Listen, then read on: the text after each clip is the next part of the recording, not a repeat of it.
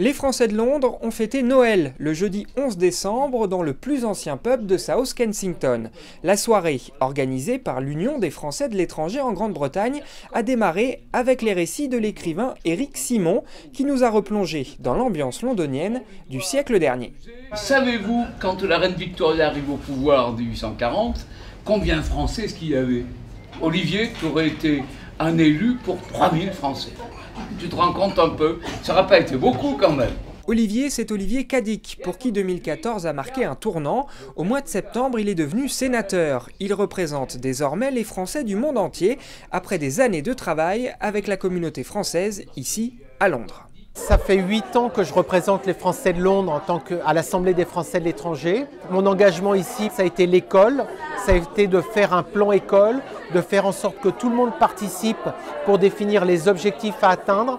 Et on a fait des choses fabuleuses, on a créé un 2e collège, bientôt un 3e, un 2e lycée. Ça, c'est l'ensemble, c'est la collectivité ensemble qui a fait ces résultats. Donc c'est ce modèle du plan école de travail participatif. Eh bien, au Sénat, je veux continuer dans cette tradition. Une même méthode de travail participative donc pour le sénateur, mais aussi de nouveaux défis. Aujourd'hui, ce qui est difficile pour moi, c'est de mobiliser les parlementaires qui s'occupent des Français de France, de les mobiliser sur les problématiques des Français de l'étranger. C'est ce que j'ai ressenti au Parlement. C'est qu'en fait, les Français de l'étranger, finalement, c'est des gens qui peuvent s'en sortir, ils payent plus d'impôts en France. Est-ce qu'on a vraiment besoin de s'en occuper? Une forme de mise à l'écart bel et bien ressentie par une bonne partie des Français de l'étranger. Il y a une catégorie, effectivement, qui se sent éloignée, qui ont l'impression qu'on ne s'occupe pas d'eux. Je l'ai vu, par exemple, dans l'enseignement.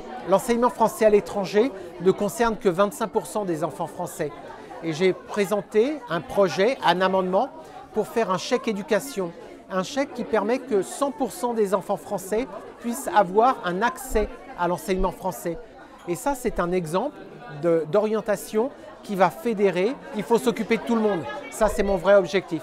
Comme depuis ses 20 ans, Olivier Cadic reste chef d'entreprise. Il a en revanche laissé sa place de président de l'Union des Français de l'étranger.